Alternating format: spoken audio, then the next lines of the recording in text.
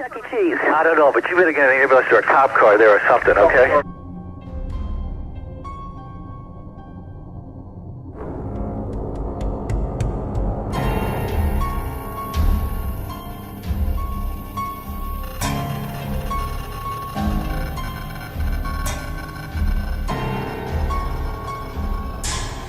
Put another call in for Chuck E. Cheese.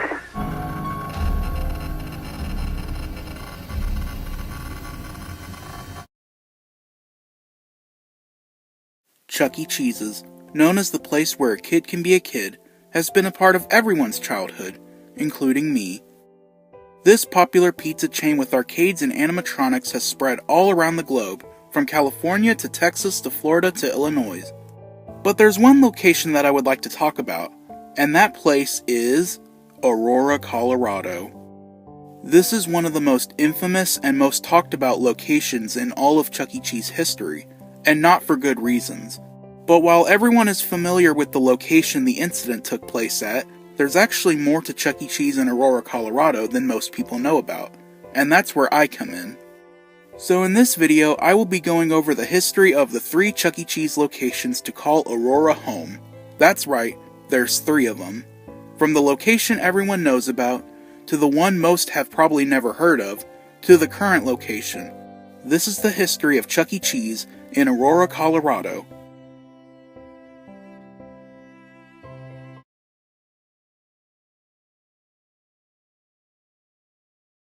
So before I talk about Chuck E. Cheese's and Aurora, Colorado, I want to quickly go over the history of each one. Chuck E. Cheese's was founded on May 17, 1977, and opened its first location in San Jose, California. It was created by Nolan Bushnell, who was also the co-founder of the video game company, Atari. He wanted to make a place that families could hang out and play the latest arcade games, since before this, arcades were seen as dangerous places due to violence. As for Aurora, Colorado's history, it's a little complex. Aurora, Colorado was created on April 30th, 1891 as a suburb of Denver, Colorado. The town was originally known as Fletcher, Colorado. The town was originally the source of a water system, but that was stopped due to a drought and decrease in population. In 1907, the town would be renamed to Aurora, and in 1928, it would officially become a city.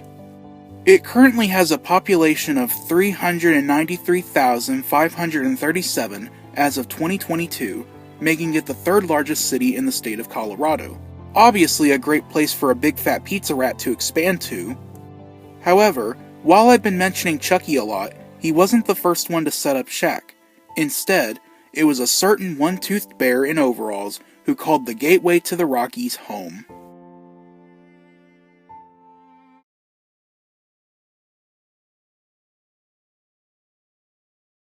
Fun is made for sharing, share the fun at ShowBiz Pizza Place. We've got singing fun at ShowBiz, eating fun at ShowBiz, electronic fun at ShowBiz, ShowBiz Pizza Place. We've got big kids fun at ShowBiz, little kids fun at ShowBiz, family fun at ShowBiz, ShowBiz Pizza Place. Share the fun, come on and share the fun at ShowBiz Pizza Place. Back in the early 80s, it was announced that a new family pizzeria would be opening in Aurora. This restaurant was still relatively new, but it was already a fan favorite. So what was this restaurant? Well, it was none other than ShowBiz Pizza Place. Now if you don't know what ShowBiz Pizza Place is, then let me explain. So the history of ShowBiz Pizza is a little complicated, but to summarize, ShowBiz Pizza was founded on March 3rd, 1980, and opened its first location in Kansas City, Missouri. It was founded by Robert Brock, who was also the founder of the Brock Hotel Corporation. He was originally a franchisee with Pizza Time Theater, but then saw companies making more advanced animatronics and decided to start his own company, with the help of Aaron Fechter, the founder of Creative Engineering. I'll talk more about their history as the video goes on, but for now, let's get back to Aurora.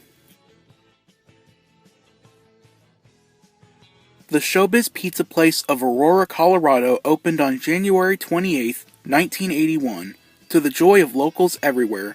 It was the 10th ShowBiz Pizza location to ever open. The restaurant was located on East Iliff Avenue and was a part of a small shopping plaza known as Iliff Commons, though back then it was known as the London Square Shopping Centre. Unfortunately, there's very little documentation on this location when it was a ShowBiz Pizza. Well, at least in terms of photos and videos, though there is some, but for the purpose of this video, I will be using some footage and photos from other ShowBiz locations. The exterior, while not having any photos from its ShowBiz days, was pretty much your standard ShowBiz Pizza exterior most other locations had, with the large protruding entrance and logo. Similarly, no photos of the interior when it first opened exist, but again it probably looked like any other early ShowBiz location, complete with fluorescent lighting and the red and yellow colors. As for what they had to offer, they had a large game room with over 50 arcade games. Some of the games at this location include the classic Skee Ball, and other games such as Pac-Man, Miss Pac-Man, Air Hockey, Whack-A-Mole, Dig Dug, Centipede, Galaga, Road Blasters, Pole Position, Paperboy, Bowler Roller, Bubble Hockey, and Teenage Mutant Ninja Turtles. They also had Hogan's Alley. This is important for later. Some of these games would come and go throughout the years. Fun fact, apparently a kid visiting this location actually managed to get 43,000 tickets. I believe it may have been in one visit too. And for smaller children, there was a section of the restaurant that was just for them. It contained scaled down games, a slide, and a magic cave, which I still don't entirely know what that is, but I couldn't find any photos of it, but I'm guessing it was probably a play place. There were also kiddie rides there, such as this weird car thing and the classic Billy Bob merry-go-round. The restaurant also had a ball pit. There was also a salad bar, which is important for what happens later in the timeline. There were two dining areas at this ShowBiz Pizza, the first being the sports room. This room had a large TV that played things like soap operas and, as the name implies, sports games. And there were probably some sports decorations on the walls. Most of it was probably Denver team related. There was also some sit-down games in that room. But the second dining area was the main dining area, referred to as the showroom. This is where you could go to get the real entertainment, provided by the Rockafire Explosion Band. This band of animated animals performed on 3 stages, singing popular songs and performing comedy routines every 8 minutes. The characters on the stage included Rolf the Wolf with his puppet Earl, Duke LaRue the drum-playing dog, Fats Geronimo the gorilla on the keyboard, Beach Bear on the guitar, Mitzi Mozzarella the lead female singer who's a mouse, and Billy Bob the bear who plays the guitar, and who's also the mascot of ShowBiz Pizza. And last but certainly not least, Looney Bird the drunk bird who drinks gas and lives in a can. There were also a few prop characters that would pop up from time to time, such as the sun, the moon, Choo Choo the bear cub, and the birthday spider named Antioch. An interesting thing to point out is that since this was one of the first ShowBiz Pizza locations to open, the store actually featured a beta Rockafire Explosion, aka the first one produced. You can tell it's the beta version by the way the masks look and Duke's outfit, also the sign in the background, but a few years later they would get the standard and more well-known Rockafire stage. Also, it's very possible this location had guest characters like Uncle Clunk, Santa Claus, and the Statue of Liberty. I couldn't find any confirmation, but I believe they had these characters since I believe all early ShowBiz locations got these characters. Finally, there was a Billy Bob mascot who was used when the band wasn't performing, or when there was a birthday party. Billy Bob also made multiple appearances outside of ShowBiz Pizza around the Aurora or Denver area. The ShowBiz Pizza of Aurora, Colorado remained virtually the same throughout the 1980s, but by the late 80s, this is when major changes occurred. The main thing to take place was a new remodel, dubbed the ShowBiz Pizza Time 1986 remodel. This is the remodel that introduced the white backgrounds with the red, blue, green, and yellow colors in the logo, and the checkers. I actually don't know if Aurora got the new logo on the exterior, but it is possible. Other than that and the addition of new games and rides, the location mostly stayed the same. As for the Rockafire Explosion, They stayed the exact same except for Billy Bob and Looney Bird's stage. That stage was changed from Smitty's Super Service Station to the ShowBiz Pizza campground. This was done to make the stage more unique compared to other Rock-afire stages at different ShowBiz Pizzas. Finally, since Chuck E. Cheese and ShowBiz Pizza merged a few years before, that means there was going to be some crossover between the two brands. So by the early 1990s, Chuck E. Cheese made his official debut at the Aurora ShowBiz Pizza. But little did local residents realize that Chuck's stay in Aurora was going to be a little more permanent than they thought. But before we continue with this location's history, I'm going to go back a few years and take a little detour, since at the same time ShowBiz opened, another place opened just a few miles away. That place was another pizza restaurant, run by the powerful rat himself, Chuck E. Cheese.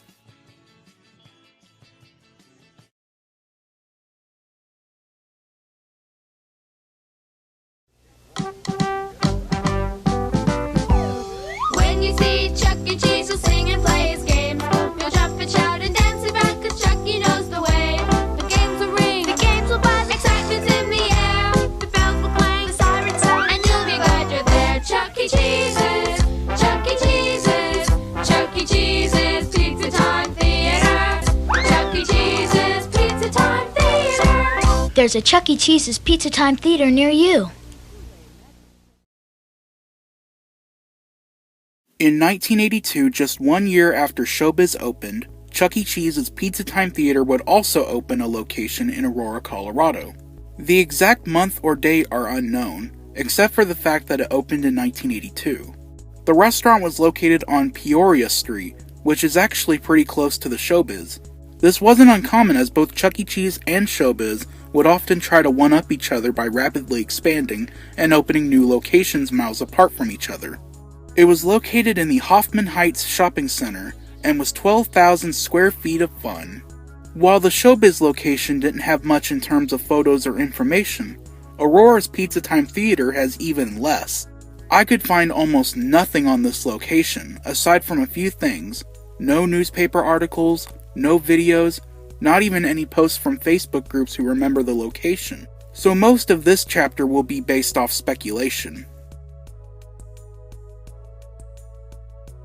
Miraculously, despite there being little to no info on this store, we do have a photo of what the exterior looked like.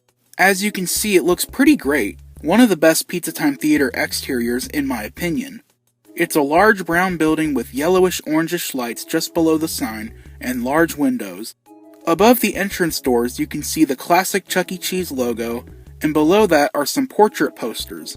Also, you can't really see it, but the Chuck E. Cheese logo is also present near the letters. As for the interior, again no photos exist, but I can assume it looked like any other Pizza Time Theater location.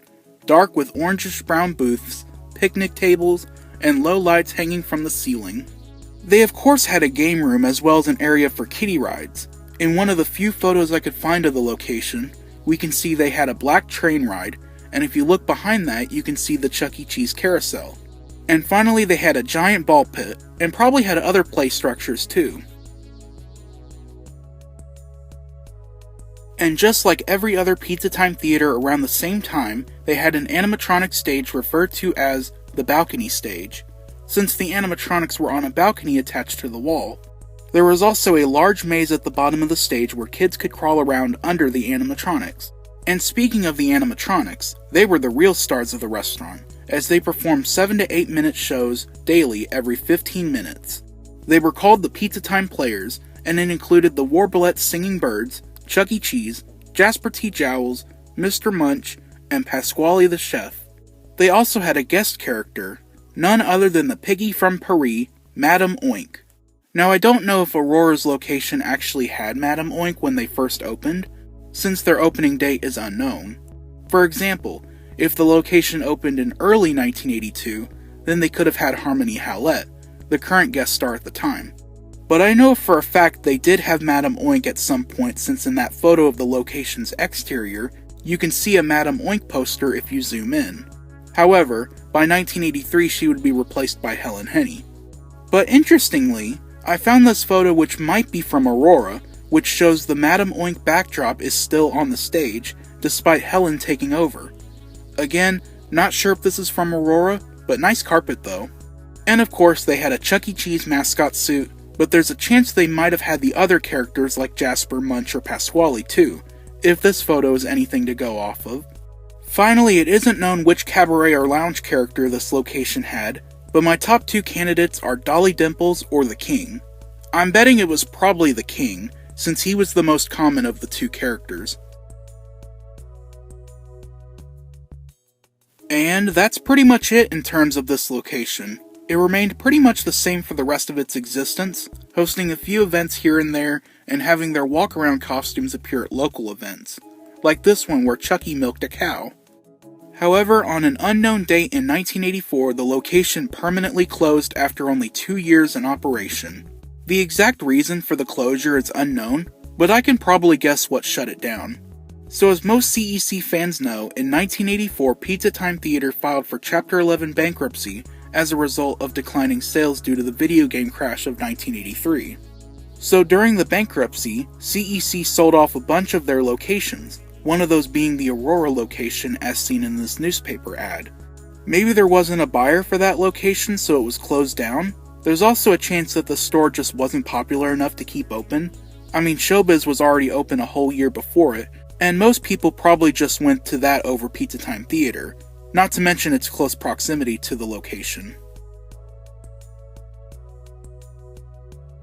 But whatever the reason was, the restaurant was closed and everything was removed, sold off, destroyed, etc., etc. Afterwards, the space Chuck E. Cheese once occupied was split in half to become 2 separate stores. It had a few tenants over the years, but as of today, the space is now a Family Dollar and Wash Time Laundry, with no visible remnants of CEC anywhere, which is to be expected. If you would like to visit the former location, the address is 634 Peoria Street, Aurora, Colorado 80011. It is located in the Hoffman Heights Shopping Center. But going back to the timeline, luckily ShowBiz Pizza purchased Pizza Time Theater from bankruptcy, and the 2 companies merged. This brings us back to the Aurora ShowBiz location, where Chucky was now setting up Shaq, but things were about to change for better or worse for the location.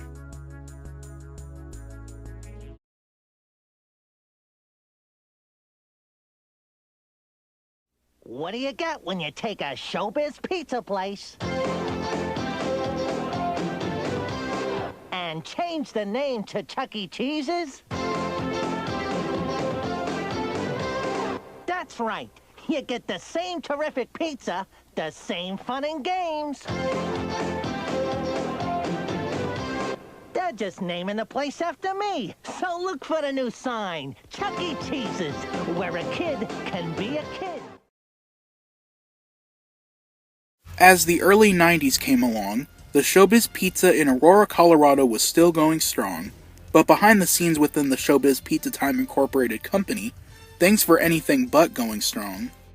You see, the company was trying to get the rights to the Rockafire Explosion, but Aaron Fechter, the creator of the Rockafire Explosion, didn't want to give up the rights to the band, and so instead the company created something that will make a ShowBiz fan's spine tingle: concept unification.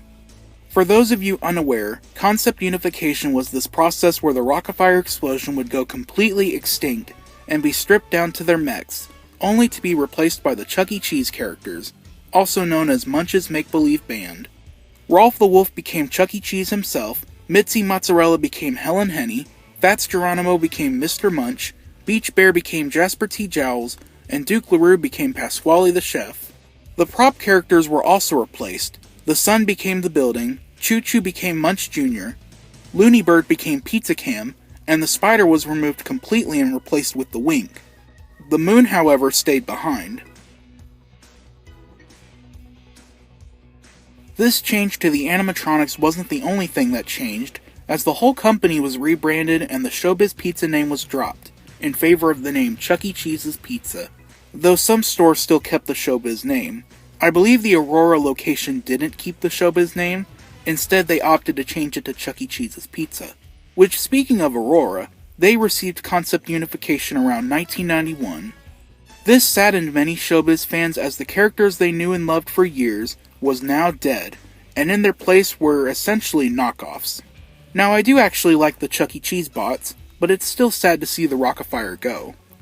You can actually watch the full concept unification tape on YouTube, but I will warn you, it might make you cry. Around the same time of the rebrand, the restaurant underwent a small remodel. This remodel mostly just got rid of anything ShowBiz or Rockafire related and replaced it with Chuck E. Cheese branding, like posters and the exterior logos.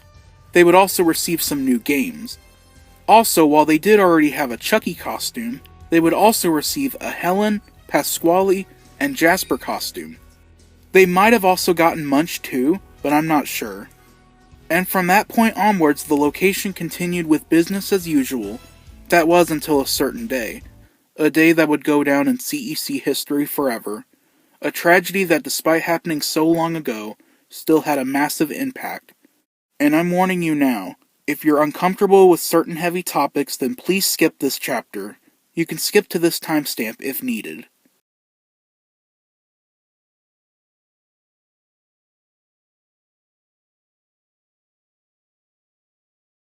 On December 14, 1993, the worst incident in CEC history occurred at the Aurora location. It's gone by many names, but most refer to it as the Chuck E. Cheese Massacre. That's because it involved the killing of 4 innocent lives. The person responsible for this was 19-year-old Nathan Gerard Dunlap. Oh god, why did his name have to be Nathan? Now, Dunlap was a troubled individual, as according to many who knew him or heard about him, he was often quiet, but did have many issues. He had a very bad childhood as his mother suffered from bipolar and constantly abused him and his siblings.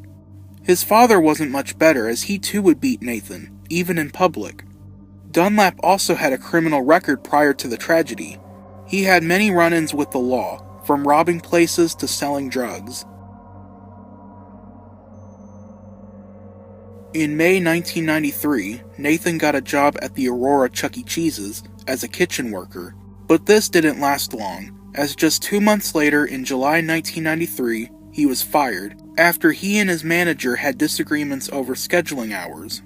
Though despite being fired, he would still visit the restaurant frequently to visit former coworkers, but the more he visited, the more angry he would get, and many times he would mention how he was going to return there and rob the store. Most of his coworkers didn't think much of this. That was until the day in question. On the night of Tuesday, December 14, 1993, shortly before 9 p.m., Dunlap entered the restaurant. He ordered a ham and cheese sandwich and played an arcade game, more specifically, a shooter game, and even more specifically, Hogan's Alley. At 9:50 p.m., 10 minutes before closing, Nathan went to hide in the bathrooms and waited until the store closed for the night. While in there, he kept amping himself up and preparing himself for what he was about to do next. At 10:05 p.m., 5 minutes after closing, he exited the bathroom and pulled out a .25 caliber handgun and proceeded to shoot anyone in the restaurant he saw. In total, he shot 5 people, all working their night shift jobs. The first victim was 20-year-old Sylvia Crowell, who was cleaning the salad bar when she was shot in the right ear and was wounded. The next victim was 17-year-old Ben Grant, who was shot near his left eye while he was vacuuming the floor. The third victim was 17-year-old Colleen O'Connor, who, after witnessing the previous shootings, she sank to her knees and pleaded for her life, but Dunlap, showing no remorse, shot her in the forehead, killing her instantly. Meanwhile, outside the restaurant, 20-year-old kitchen worker Bobby Stevens was on his smoke break. He did hear the gunshot sounds, but just assumed that it was kids nearby popping balloons. After his break, he went back inside the restaurant and began putting kitchen utensils in the dishwasher. Then Dunlap entered the kitchen and shot Stevens in the jaw. The final victim was 50-year-old Margaret Kohlberg, who was the night manager. Actually, it was her first day as a solo manager. She was in the back room counting money when Dunlap came in. He forced her to open a safe, and when she did, he shot her in the ear. Dunlap then took the money from the safe, but when he saw that Marge was still moving, he shot her in her other ear, this time killing her. The manager that actually fired Nathan back in July wasn't working that day. After committing the crime, Dunlap took $1,500 in cash from the safe, along with Chuck E. Cheese tokens and keychains. After that, he left the store feeling very satisfied with himself for what he just did, but this story is far from over. I have yet to mention something about one of the victims, and that's the outcome of Bobby Stevens, the fourth person shot by Dunlap. After he was shot in the jaw, he played dead by staying as still as possible until Nathen left the kitchen. Afterwards, he ran through the restaurant and out one of the side doors. He then ran to some nearby apartments and told people that there was a shooting at the Chuck E. Cheese and to call 911. He was then sent to the Denver General Hospital, where he survived and made a full recovery. Here's a sample of the 911 phone call. Aurora Emergency 911. Listen, I have a man who's been shot at my house right here. He came from Chuck E. Cheese. He claims there's been a lot of people shot there. Put another call in for Chuck E. Cheese. When police and paramedics arrived, they saw all the bodies, 2 in the main hallway, 1 in a back room, and 1 that was off the hallway. It's rumored to be the showroom. Pretty soon, Chuck E. Cheese would be surrounded by nothing but police cars, ambulances, caution tape, and many concerned bystanders and victims' family members. Speaking of the showroom, one eerie piece of trivia for this incident is that during the investigation of the crime scene, the animatronics were still performing. Since the shooting occurred just minutes after closing, no one was able to go turn off the show. Some police did try to get the show shut off, but obviously there was more important things to be concerned about, like providing aid to the injured bodies. The victims who were wounded were immediately rushed to the hospital, but sadly none of them made it. Chuck E. Cheese, what was once a place that brought joy to many kids and adults, was now the site of one of the worst tragedies in Colorado history. Meanwhile, while all of this was going on, Nathen Dunlap, after initially leaving the restaurant, he went to a friend's house and told him what he just did, and began counting the money. He then called his girlfriend and went to her house where he once again told her about the crime he just did. Back at the restaurant, Dunlap's mom was told by police to call his phone and get him to come talk to the cops. But Nathen wasn't in a hurry, as he took a shower and cleaned his hands with peroxide to get rid of evidence on him. Then his girlfriend took his clothes and his gun and hid it behind a shed up the road from her house. After that, he went to another friend's house to confess what he did, before finally going back to his home, where he was greeted and questioned by police. However, he was not arrested that night. It wouldn't be until 9 days later, on December 23, 1993, where he was finally arrested and charged with 4 counts of first-degree murder, attempted murder, robbery, and burglary. His girlfriend was also arrested and served 5 years in jail. Now from here onwards, the story of Nathen Dunlap is very complex and too long for this video. Also, it kinda strays too far away from this video's main topic, that being Chuck E. Cheese. So I will just be summarizing key events that happened after his arrest. So 3 years later, in 1996, Dunlap went to court, and after a very heated and profanity-filled trial, he was found guilty on all charges and given the death penalty. His execution would be held in August 2013. However, 2013 came and went, but Dunlap wasn't executed. So, why? Well, in May 2013, Dunlap submitted a petition of clemency to the then governor of Colorado, John Hickenlooper. He claimed that he was sorry for what he did and was suffering from bipolar, though I don't think anyone was buying that. But later that same month, while he wasn't granted clemency, he was given a temporary reprieve, so as long as John Hickenlooper was governor, Dunlap would not be executed. As years went by, John Hickenlooper was no longer governor, but Nathen Dunlap was still not executed. Finally, in March 2020, Colorado decided to abolish the death penalty, for some reasons unknown. This meant that Dunlap was now no longer going to be killed, but instead his sentence was changed to life in prison without parole. This of course outraged the victims' families, since they were promised this monster would be killed, but then wasn't. But to them, it seems like Dunlap got away with it. So now that Nathen Dunlap's story is over, for now, you're probably wondering what was the response by the company to the whole incident. Well, ShowBiz Pizza Incorporated expressed great sorrow and offered assistance to the victims' families, and as to be expected, the location closed indefinitely. But surprisingly, the company was actually planning to reopen the location. Apparently, after the shooting took place, the company received many letters and phone calls by people from Aurora begging the company to keep the store open. Even some of the victims' families were okay with the restaurant reopening. Pretty soon, it was announced that Chuck E. Cheese's would reopen in April 1994, with the building being completely remodeled, as well as a dedication and reopening ceremony. There was almost instantly backlash from the victims' families, who were furious with this announcement. While they were fine with the store reopening, they were mad at the company for how they handled the whole situation by making the families keep the reopening a secret. Likely due to this, public backlash, and out of respect for the victims and their families, CEC decided it probably wasn't worth it to reopen. So on April 20th, 1994, the location officially closed permanently. Pretty soon after, or at least after the investigation of the building, everything inside was removed. The animatronics' whereabouts are unknown, but it's likely they were either sent back to corporate or other locations for spare parts, or destroyed and trashed. But honestly, who cares about that? The fate of some rusty old robots is the least of concern when a more serious thing happened, like 4 innocent lives being taken too soon. After it was shut down, there was a discussion over what to do with the building. One idea was to convert the building into a family resource center, complete with a daycare and counseling, kinda ironic considering what happened there. The idea never happened, and soon after the space was split in half and contained a few businesses throughout the years. As of 2024, one part of the building is a Panera Bread, while the other half is an affordable dentures and implants. Unfortunately, there's no memorial for the shooting. While the victims did all get proper funerals, many have been calling for the city to put a memorial or plaque or something at the location. Yeah, I agree, there needs to be a memorial at the site.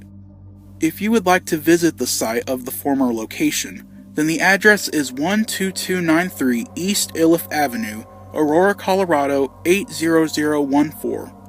It is located near the Iliff Commons Shopping Center.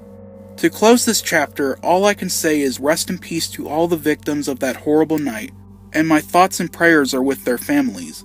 The same also applies to Bobby Stevens, the lone survivor. I hope he's doing good now. As for Nathan Dunlap, go rot in hell.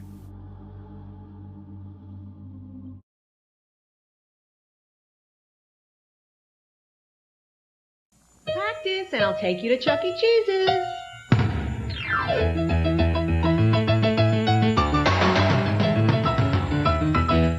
The non-stop fun of Chuck E. Cheese's. What did you do to deserve it? You've got talent. 5 years after the closure of the previous location, Chuck E. Cheese decided to make a comeback to Aurora, Colorado. This is strange, since you would think that Chuck E. Cheese would want nothing to do with the city after the shooting. But I mean, there were people who wanted the previous location to reopen after the incident. So maybe they decided to open a new location to satisfy those people? Either that, or it was probably because of money. Regardless of what people thought, the brand new Chuck E. Cheese's of Aurora, Colorado opened on November 2nd, 1999. The restaurant is located on East Exposition Avenue and is a part of the Aurora City Square Shopping Center. It was originally a honey crust pizza before becoming a CEC. Its store number is 7110. When the store first opened, it was a Phase 3 store, and yes, this is the only photo I could find of the location during this phase. You can't really make out too much detail, but as you can see, it does resemble most other Phase 3 locations. It has the red and yellow awnings and the yellow Coach Chuck logo. Since no photos exist of the location, I'm not sure what they actually had, but judging by other locations, they most likely had all the standard Phase 3 decor, like the wall planners, sports decor, and equipment, and parody posters. One cool piece of decor this location had was in the breezeway. Right when you walked in, you were greeted by a pointing Chucky sign, one of the rarest CEC wall decors made. I don't know how many locations had this, but I know there were very few of them. And like other locations, they had the Sky Tubes and the Toddler Zone, both staples of Phase 3 stores. They even had both balcony seating and showroom walls. and of course the wide variety of games and rides which I'll mention later. Speaking of showroom, that's a good transition to the next part of the restaurant to discuss. That's right, the stage, which this time Aurora's location had a Studio C Alpha. The Studio C Alpha stage consisted of a blue screen with an interactive camera, a large panel with an interactive console, and a TV, and of course the stage which had a 32-movement Chuck E. Cheese animatronic created by the Garner Holt Company. The stage also has a parrot, a pizza phone, a pizza time clock, and an Apple TV. The bot originally had a traditional Studio C outfit, then the Cool Chuck outfit, and then the Avenger outfit. Then around 2014 he switched to the Rockstar outfit, though he still kept the Avenger shirt. The restaurant would remain virtually the same for the next 10 years or so. The only major changes being made included new games and rides being added. Eventually, around 2008 or 2009, the store would undergo a remodel. This time it would be converted into a Phase 4 store. This meant all the 90s decor would be removed and replaced with all new up-to-date posters and decor. Except for one. The Pointing Chuck sign in the breezeway got to remain behind. The exterior saw a big change with the red awnings being replaced with purple ones, brown checkers on the front entrance, and the Chucky logo now being the Avenger Chuck thumbs up logo. The remodel also saw the removal of balcony seating and showroom walls. But surprisingly, there were a few remnants of Phase 3 left behind in the Phase 4 remodel, not just the Pointing Chuck sign. Some older games and rides remained, along with the sky tubes and even the toddler zone stayed. The archway for the area was also kept, unlike most other locations. Now to go over what the location had to offer for games and rides. Some of these aren't there anymore, but the location did have these at some point in their history.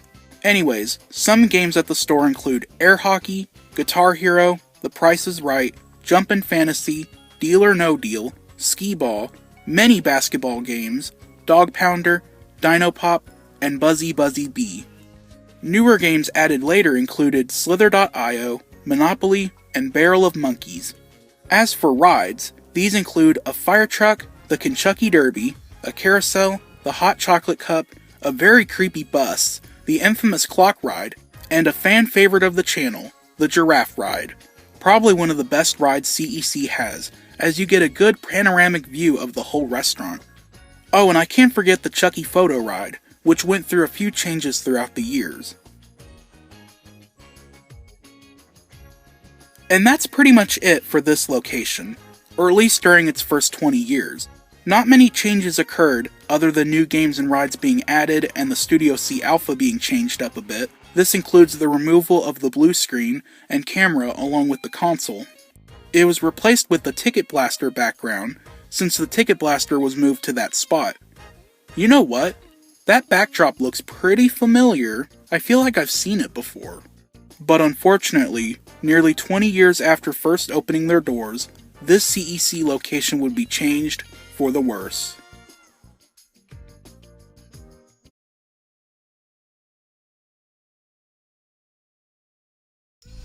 Welcome to Chuck E. Cheese headquarters, where kids make the rules. That's why I invented All You Can Play. The parentals pick the time. You can play all the games you want and win more tickets than ever, only at Chuck E. Cheese. In late 2019, the location underwent its most recent remodel. This time it was turned into the abomination known as CEC 2.0. Unfortunately, I don't have a proper timeline for when this location underwent the remodel, but I know it started somewhere between May and July 2019, and it was completed in September. The exterior didn't see too much change. Really, the only changes made were to the signage. The main part where the logo was is now green, with that crappy Microsoft Paint No Eyebrows Chucky logo, and the white Chuck E. Cheese font. The sides of the logo also now have these brown circular designs. The restaurant's name was also changed from Chuck E. Cheese's to just Chuck E. Cheese. Also, I don't know if it's still like this, but the logo I previously mentioned is in really bad shape. As for the interior, this is where the main changes took place. All the old store art was trashed and replaced with some new artwork. some of the older games were thrown out and newer games were added, and both the Sky Tubes and Toddler Zone were removed. The worst part about the remodel was of course the change 2.0 is best known for. They removed the animatronics. This is really disappointing, since Aurora Studio C was actually in pretty good shape in terms of both the cosmetics and mechanical parts. As for what happened to him, he and the rest of the stage were sadly destroyed. Rest in peace, Aurora Bot. So you're probably wondering what replaced the animatronic. Well, it was of course a crappy dance floor and TVs, and the space the show was now has portraits of the characters, Helen, Munch, Jasper, Pasquale, and Chucky in that order. However, since Aurora was an older 2.0 remodel, there's some things about it that make it kinda unique compared to newer 2.0 remodels. For example, their dance floor is way bigger compared to newer remodels. It also has a purple border and individual LED lights that are able to make patterns, unlike today's dance floors which are just giant TVs on the floor. Speaking of TVs, the TVs above the dance floor also shows how old this remodel is, as instead of being a giant TV on the wall, it's 6 TVs mounted above the dance floor. The grand opening of the newly remodeled Chuck E. Cheese's of Aurora, Colorado was on September 30th, 2019. There was a ribbon cutting ceremony where Chuck E. Cheese himself helped cut the ribbon as well as hosting a dance party. While most Aurora residents were happy that Chuck E. Cheese was finally open again with a new look, others were mad simply because it's a 2.0. Surprisingly, this is not where this location's history ends, as another minor remodel occurred recently. So a few years after the location first received 2.0, some things would be changed to make the location look a little more like a modern 2.0. These include getting rid of the TVs above the dance floor, and the backdrop with the character portraits would also now have a video wall. To accompany the video wall, the character portraits order would change. It was now Munch, Helen, Jasper, and Chucky. But weirdly, Pasquale is missing. But apparently they do still have the cutout backstage and might put him back up on the wall. Who knows? Maybe he will return, maybe he won't. And that brings us to today. As of January 2024, the Chuck E. Cheese's location in Aurora, Colorado is alive and a little scratched up as a 2.0 store. It currently has a 3.6 star rating on Google, so not the worst, but also not the very best. If you would like to visit this location, then the address is 14005 East Exposition Avenue, Aurora, Colorado, 80012. It is located in the Aurora City Square Shopping Center. It's actually located dangerously close to the Century 16 movie theater, where the Dark Knight shooting took place. Why does Colorado have to have so many shootings? I don't get it. And with that being said, this officially concludes the history of Chuck E. Cheese's in Aurora, Colorado.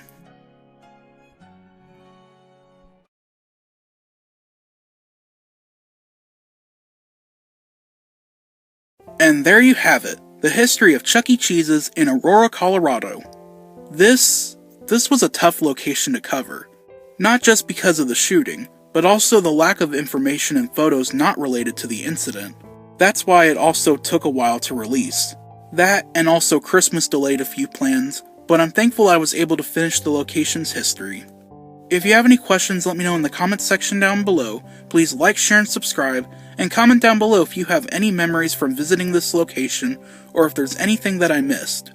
Also, I request that you please be respectful if you're commenting about the shooting. Thank you for watching, and I'll see you next time on the History of series. Bye-bye! Jasper, I think you need to chill out. Why are you so worried about all this stuff? I'm just an average dog with an average life. I work from 9 to 5. Oh yeah, I pay the price.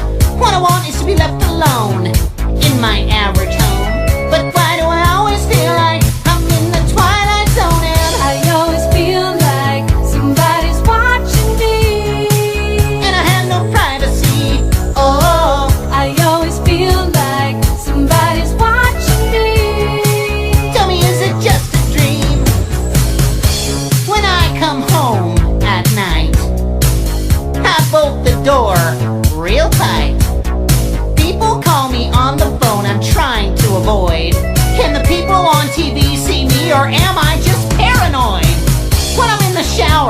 I'm afraid to wash my hair, 'cause I might open my eyes and find someone standing there. People say I'm crazy, just a little touch. But maybe showers remind me of Psycho too much.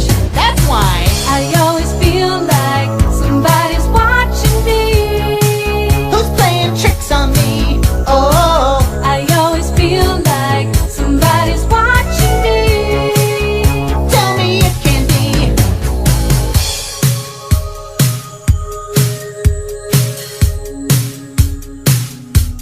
I don't know anymore. Are the neighbors watching me? Well, is the mailman watching me? And I don't feel safe anymore. Oh, what a mess. I wonder who's watching me now. Who? The IRS? I always feel